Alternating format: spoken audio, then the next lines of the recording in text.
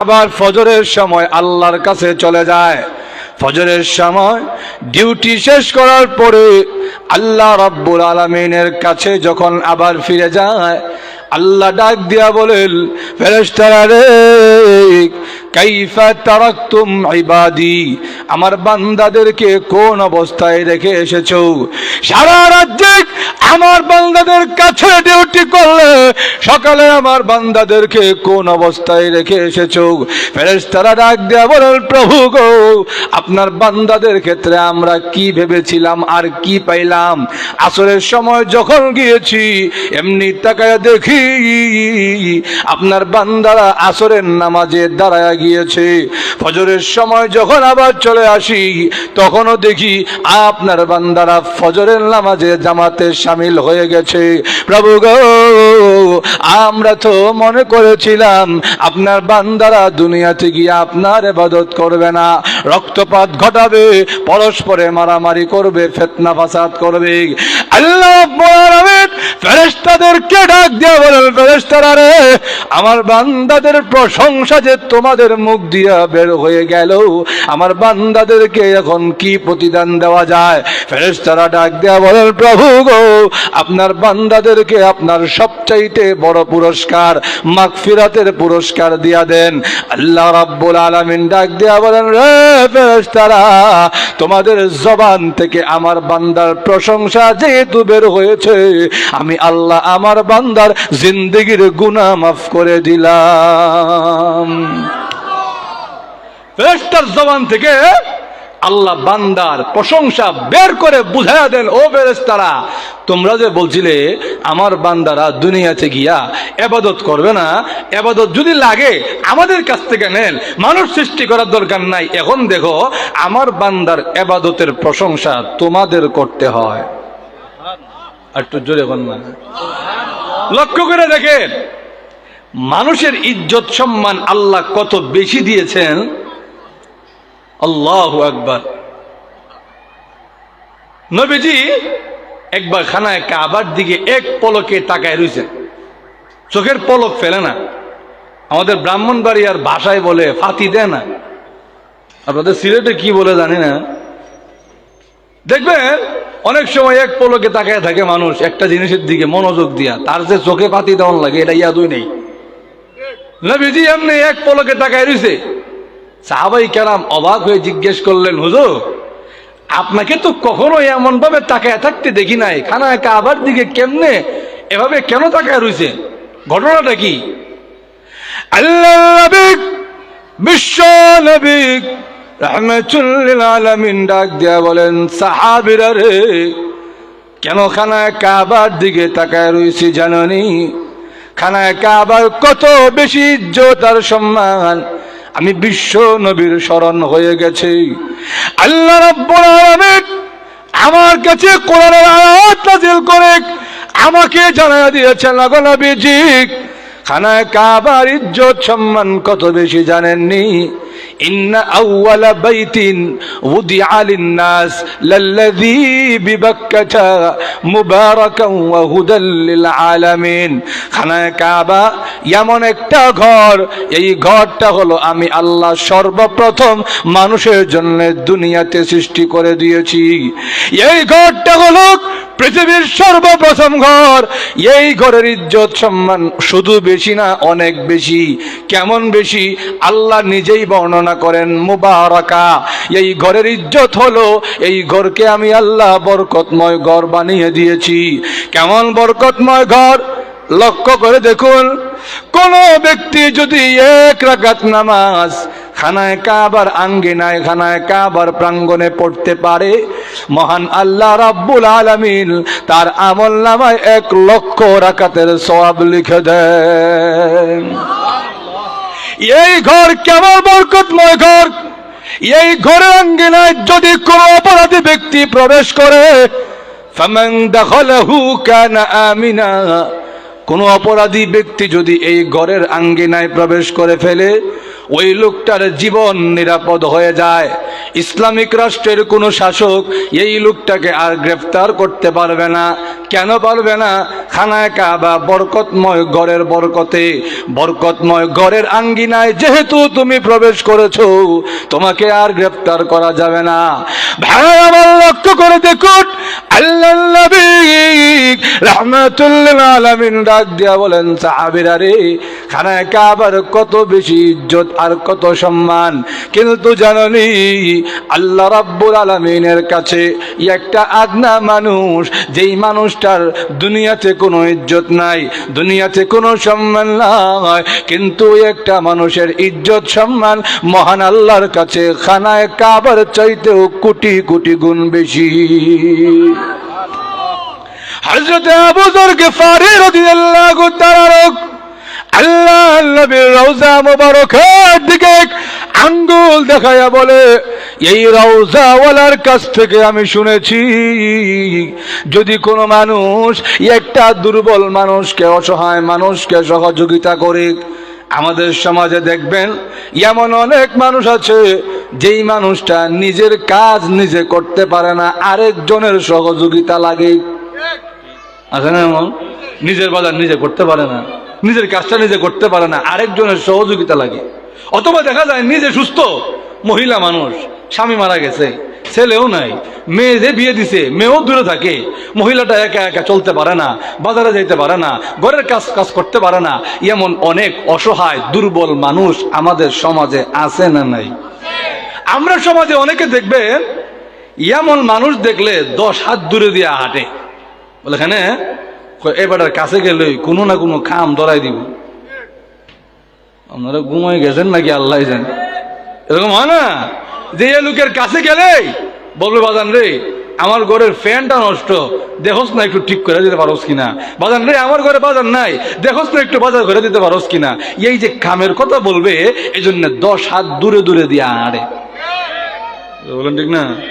কেন তো আল্লাহ নবী, বিশ্ব নবী রাহমাতুল লিল আলামিন বলেন, উম্মতেরা রে, ওই অসহায় লোকটার যদি কোনো সহযোগিতা তুমি করতে পারো, আল্লাহর কাছে ওই আমলটা এত প্রিয় হয়ে যায়। আমার অসহায় বান্দার সেবা করেছে, আমার অসহায় বান্দার খেদমত করেছে, আল্লাহর কাছে এত বেশি প্রিয় হয়ে যায় ওই আমলটা, মদিনার মসজিদে 10 বছর ইতিকাফ করলে যেই সওয়াব দেওয়া হয়, এর চাইতেও বেশি সওয়াব তোমার আমলনামায় লেখা হয়। এতে আপনারা কি বুঝলেন? এতক্ষণ ধরে আপনাদেরকে আমার বুঝানোর নিয়তটা হলো, মানুষের ইজ্জত সম্মান কম না বেশি? আর একটু জোরে বলেন। কোরআনে আল্লাহ বলেন, হ্যাঁ পৃথিবীর মানুষ, তোমাদের সমাজে অনেকে এমন আছে যে একজন মানুষকে অন্যায়ভাবে হত্যা করে। আমরা সমাজে এমন হত্যাকাণ্ড ঘটে না? একজন লোককে কোনো কারণ ছাড়া অন্যায়ভাবে হত্যা করা হয়েছে। আল্লাহ বলেন, তোমাদের কাছে মামুলি বিষয় হইতে পারে, তোমাদের কাছে সাধারণ বিষয় হতে পারে, কিন্তু আমি আল্লাহর কাছে যেই মানুষটারে খালাকতু বিয়াদাইয়া, আমি আল্লাহ আদর করে আমার 2 হাত দ্বারা বানাইলাম, ওই মানুষটারে অন্যায়ভাবে যে হত্যা করবে, সে হত্যা করছে একজনকে, আমি আল্লাহর কাছে মনে হয়েছে সে তামাম দুনিয়ার মানুষকে হত্যা করছে। এবার বলেন, মানুষের ইজ্জত সম্মান খালি বেশি না অনেক বেশি? আরো জোরে। এখন আপনাদের কাছে আমার প্রশ্ন, বলেন তো দেখি একটু বুদ্ধি খাটায়া, আসলে কি মানুষের ইজ্জত এত সম্মান পাওয়ার কোনো কোয়ালিটি, কোনো যোগ্যতা আছে? একটু একটু খেয়াল করে বলেন, মানুষের কি যোগ্যতা পাওয়ার মতন কোনো, মানুষের কি ইজ্জত পাওয়ার মতন কোনো যোগ্যতা আছে? সব দিক দিয়ে মানুষ দুর্বল। যেই লোকটা দুর্বল হয়, দেখবেন সমাজে যেই দিকে যায় সব দোষ আইসা তার গাড়ে পড়ে, না? সে দুর্বল। আমার আব্বাজান আল্লামা জুবায়ের আহমদ আনসারী রহমতুল্লাহ আলাইহ, আমার আব্বাজান অনেকবার একটা উদাহরণ দিয়েছেন, বলবো? অসুবিধা হচ্ছে? একবার এক মাহফিলে, এই যে সামনে যেমন ছোট ছোট বাচ্চারা বসে, তো এক বাচ্চা সামনে, ছোট বাচ্চা বসা, এমনি দেখা যায় এত বড় মজলিসের মধ্যে কে জানি একটা বাতাস ছেড়ে দিছে। বাতাস ছাড়ার কারণে যখন দুর্গন্ধ আরম্ভ হয়েছে, এমনি পিছন থেকে সামনের একটা বাচ্চারে একজন তাপ্পড় দিয়া কয়, খামটা করলি কিতা তুই, মাহফিলের মধ্যে খামটা তুই কেমনে করলি? হ্যাঁ, বাচ্চা কয় কেডা কিতা করলো, চোর দেখি আমার খাওয়ান লাগে। কিছুক্ষণ বাদে দেখা যায় আবার একজন বাজার ছেড়ে দিছে, আবার যখন দুর্গন্ধ, আবার পিছন থেকে আরেকজন আইসা বাচ্চারে দিছে চোর, তুই খামটা করলি কিতা, তুই সব খুরু কসত কিতা। এক দুজন মারার পরে আরেকবার দেখা যায় কে জানে একটা বাতাস ছাড়ছে, এমনি একজন মারতে আসবে, এর পিছনে তাকায় হয় আমারে মারেন কেন, আমি খাম করছি না কিতা। এমনি পিছন থেকে একজন বলে, তোর চিল্লায় লাভ নাই, বাতাস যে ওই ছাড়ুক মায়ের তোরই খাওয়ান লাগবে। বলেন ঠিক না? কারণ তুই দুর্বল, বাতাস এবার যেই ছাড়ুক মায়ের কিন্তু তোর উপরে এসে পড়বে। নিয়ম হলো, সমাজের মধ্যে নিয়ম বানায় রাখছে, দুর্বল যে সব দোষ তার কাঁধে, যে নরম সবাই তার লগে গরম, যে নরম তার কোনো ইজ্জত নাই, সম্মান দেয় না, সে খাইলো কিনা এটাও দেখে না, ঘুমাইলো কিনা এটাও দেখার সময় নাই। কিন্তু দেখেন মানুষকে আল্লাহ বলেন ওয়া খুলিকাল ইনসানু দাঈফা, এই মানুষটাকে আমি আল্লাহ দুর্বল করে সৃষ্টি করেছি, মানুষকে দুর্বল আকারে সৃষ্টি করা হয়েছে, এরপরেও দুর্বলটার এত ইজ্জত কেনে? জোরে বলেন ঠিক না? প্রশ্ন আসে না? লক্ষ্য করে দেখে আমরা কিন্তু সব দিক দিয়া, সর্বদিক দিয়া দুর্বল। আমরা আমাদের চাইতে একটা হাতি, একটা ঘোড়া, একটা বাঘের শক্তি কম না বেশি? সবার প্রাণীকুল যারা আছে মোটামুটি অধিকাংশের শক্তি আমাদের চাইতে বেশি। যেটা বলেন ঠিক না? লক্ষ্য করে দেখে আমাদের চোখের পাওয়ার, চোখের দেখার ক্ষমতাও কুকুর বিড়ালের চাইতে কম না বেশি? আরো জোরে বলেন। কোন কুকুরের জীবনে দেখছেন চোখে চশমা লাগাইতে? কোন বিড়াল জীবনে আজ পর্যন্ত আপনার কাছে এসে বলছে ভাই সাহেব পাকঘরের লাইটটা একটু জ্বালান, মাছ ভাজা কই রাখছেন থুকায় পাইলাম না? এমন হবে? যত গভীর রাতি হোক না কেন আর যত ঢাকনা দিয়ে আপনি ঢাইকা রাখেন না কেন, বিড়ালের মাছ ভাজা খুঁজে পাইতে কোনো অসুবিধা হয় না। লক্ষ্য করেন আমরা কিন্তু আত্মরক্ষার দিক থেকেও দুর্বল। দুইজন লোকে মাইল লাগলে একটা আরেকটারে বলে তুই এখানেই দাঁড়া, আমি একটু বাড়ির থেকে আসি, দা কুড়াল বল্লম লই আই, লগে তো নাই, আনতে হয়। কিন্তু দুই গরু যদি মারামারি লাগে, জীবনে দেখছেন এক গরু আরেক গরুরে দাঁড় করায় গোয়াল থেকে আইছে? তার আত্মরক্ষা, তার আক্রমণের বস্তু অস্ত্র তার সঙ্গে আল্লাহ দিয়ে দিয়েছেন। বলেন ঠিক না? লক্ষ্য করে আমাদের যদি কোনো কাজ করতে গেলে সুতা লাগে, আমাদের সুতার জন্য মুগলা বাজার যাওয়ান লাগে। কিন্তু দেখবেন মাকড়সা যখন তার বাড়ি বানায় আর মাকড়সার সুতার প্রয়োজন হয়, তখন তার পেটের ভিতরে আল্লাহ সুতার মিল দিয়া দেয়। 50, 60, 60 সুতা বেরোতে থাকে, কিন্তু কাটলে দেখবেন 1 ইঞ্চি সুতাও নেই। বলেন ঠিক না? লক্ষ্য করে দেখে অসুবিধা হচ্ছে আপনাদের। আমাদের অন্তরে ভয় ভীতিও বেশি। বলে কেমনে? মনে করেন আপনি গভীর রাতে গ্রামের মেঠোপথ দিয়া গ্রামের বাড়ি যাচ্ছেন, রাত বাজে 2টা 3টা, এমন অবস্থায় কোনো আলো নাই, কোনো বিদ্যুৎ নাই, গভীর রাত, গ্রামের মেঠোপথ, মাটির রাস্তা। এ সময় আপনি মনে মনে আয়াতুল কুরসি পড়া আল্লাহু লা ইলাহা ইল্লাহু পড়ে পড়তে পড়তে আপনি সোজা হাঁটতেছেন। এমন সময় যদি আমাদের সমাজে এক ধরনের একটা ব্যাঙ পাওয়া যায়, এটারে সোজা বাংলায় বলে গাউরা ব্যাঙ। গাউরা ব্যাঙ চিনেন তো আপনারা? এই গাউরা ব্যাঙ যদি আপনার সামনে দিয়ে একটা লাফ দেয়, এমন গভীর রজনীতে অন্ধকারে, আপনিও মনে মনে আয়াতুল কুরসি পড়েন, এমন সময় যদি একটা গাউরা ব্যাঙ আপনার সামনে দিয়ে লাফ দেয়, গাউরা ব্যাঙ দিবে 1 লাফ, আপনি আশরাফুল মাখলুকাত মাইগো কয়ে দিবেন 3 লাফ। যেটা বলেন ঠিক না? লক্ষ্য করে দেখে মানুষ, প্রাণী তো বাদ দিলাম, ফেরেশতা বলেন তো দেখি আমাদের চাইতে সবল না দুর্বল? ফেরেশতারা আমাদের চাইতে শক্তিতে সবল না দুর্বল? আরো জোরে বলেন। ফেরেশতাদের শক্তির প্রশংসা স্বয়ং আল্লাহ নিজে করছেন। ফেরেশতারা দেখতে আমাদের চাইতে খাটো না লম্বা? আয়তনে আমাদের চাইতে ছোট না বড়? খালি বড় না। হাদিস শুনাই, হাদিসের মধ্যে আসছে 5 জন ফেরেশতা, তাদের দায়িত্ব হলো আল্লাহর আরশ বহন করা। আল্লাযীনা ইয়াহমিলুনাল আরশা, যারা আল্লাহর আরশ বহন করে, এরকম 5 জন ফেরেশতা আছে। হাদিসের মধ্যে আসছে ওই ফেরেশতাদের আকার আকৃতি, বডিটা কেমন, হাদিসের মধ্যে ভাষ্য হলো কানের লতি থেকে নিয়ে কাঁধ পর্যন্ত মাঝখানের এই যে গ্যাপটা, এই গ্যাপটা হলো মাসিরাতু 700 আম, 700 বছরের রাস্তা। এবার বলেন তো দেখি, ফেরেশতাদের আয়তন আমাদের চাইতে খালি বেশি না অনেক বেশি? আরো জোরে। এরপরেও আল্লাহ বলেন নাই আমি আল্লাহ ফেরেশতাদেরকে সম্মান দিয়েছি, আল্লাহ বলেন নাই আমি আল্লাহ আসমানকে সম্মান দিয়েছি, আল্লাহ বলেন নাই আমি আল্লাহ জমিনকে সম্মান দিয়েছি, আল্লাহ বলেন নাই আমি আল্লাহ হাতি ঘোড়া বাঘকে সম্মান দিয়েছি, আল্লাহ কথা বলেন নাই। আল্লাহ বলেন ওয়ালাকাদ কাররামনা বনি আদম, আমি আল্লাহ আদমের সন্তান দুর্বল মানুষকে সম্মানিত করেছি।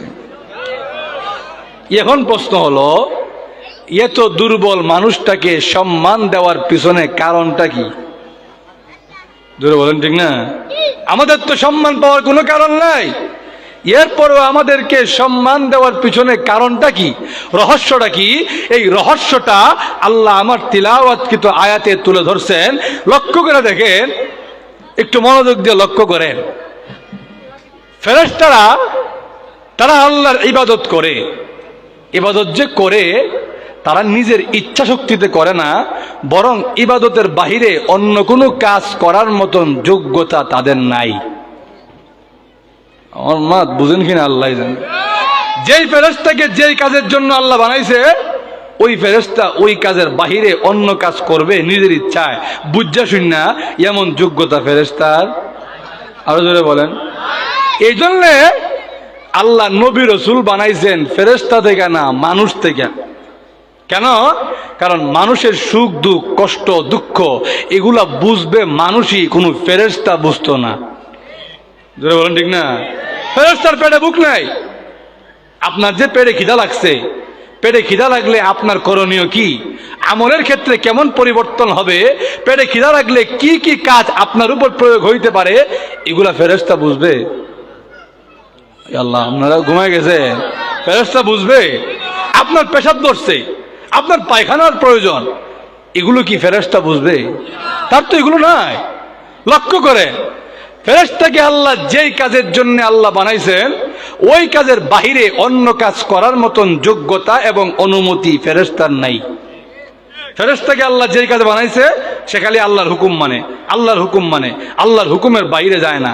লক্ষ্য করেন, এই যে আসমান জমিন দেখা যায়, আপনাদের কি ধারণা আসমান জমিন আল্লাহর ইবাদত করে না? কোরআনে আল্লাহ বলছেন, আল্লাহ নিজে বলছেন ওয়া ইম মিন শাইইন ইল্লা ইউসাব্বিহু বিহামদি। তুমি যা দেখো, যা দেখো না, যা অস্তিত্বে আছে, যা অস্তিত্বে নাই, সব কিছু আমি আল্লাহর প্রশংসা সহ তাসবিহ পড়তে থাকে। আপনারা বলবেন হুজুর জীবনেও তো শুনলাম না, জমিন যে আল্লাহ তাসবিহ পড়ে আমরা তো জীবনেও শুনলাম না, আসমান যে আল্লাহর তাসবিহ পড়ে আমরা তো জীবনেও শুনলাম না। আল্লাহ পরের অংশে গিয়া বলেন ওয়ালাকিন লা তাফকাহুনা তাসবিহাহুম, তাসবিহ পড়ে ঠিক, কিন্তু তোমাদের বোঝার মতন ক্ষমতা আমি আল্লাহ দেই নাই। জোরে বলেন, ঠিক না? লক্ষ্য করেন, তাহলে আসমান জমিন তারা আল্লাহর অবাধ্য হয় না, তারা আল্লাহর বিরুদ্ধে যাওয়ার মতন ক্ষমতা নাই। ফেরেশতা আল্লাহর আদেশের বিরুদ্ধে যাওয়ার মতন ক্ষমতা নাই।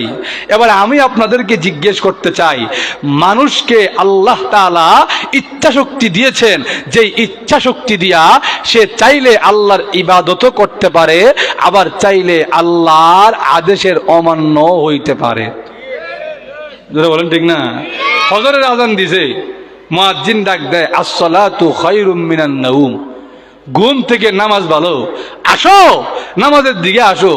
এবার ঘুম থেকে উঠটা দেখে যে ঠান্ডা, এখন এই ঠান্ডা পানি দিয়ে উজু করতে গেলে শরীরের মধ্যে কাঁপুনি আরম্ভ হবে। আর যে আরামের লেপ তুষক, এই লেপ তুষক সারে যেত মন চায় না, সে তখন লেপ তুষক কাঁথা কম্বল আরো মাথার ভিতরে দিয়া হয়, না না এখন আমার নামাজ থেকে ঘুমই বালা, এরকম করে না? আটু জোরে বলেন। মানুষ চাইলে আল্লাহ রাব্বুল আলামিন তাকে যেই কাজের জন্য বানাইছেন, আল্লাহ নিজে বলছেন ফামান শাআ ফালইউমিন ওয়া মান শাআ ফালইয়াকফুর, যে চায় সে ঈমান আনুক, যার মন চায় সে কুফরি করুক। আমি আল্লাহ ইখতিয়ার দিয়ে দিয়েছি, লা ইকরাহা ফিদ্দিন, তোমাকে কেউ মেরে পিটাইয়া তোমারে কেউ দ্বীনের প্রতি আনবে না। তোমাকে আমি আল্লাহ বুদ্ধি শক্তি দিয়েছি, ইচ্ছা শক্তি দিয়েছি, তুমি ওই ইচ্ছা শক্তি দিয়া তুমি চাইলে নেক কাজও করতে পারো, চাইলে বদ কামও করতে পারো। বলেন ঠিক না? এই যে মানুষের একটা ইচ্ছা শক্তি আছে, এই ইচ্ছা শক্তির কারণে মানুষের ইজ্জত সম্মান সবার চাইতে বেশি। আরেকটা উদাহরণ দিলে আপনাদের বুঝতে আরো সুবিধা হবে। অসুবিধা হচ্ছে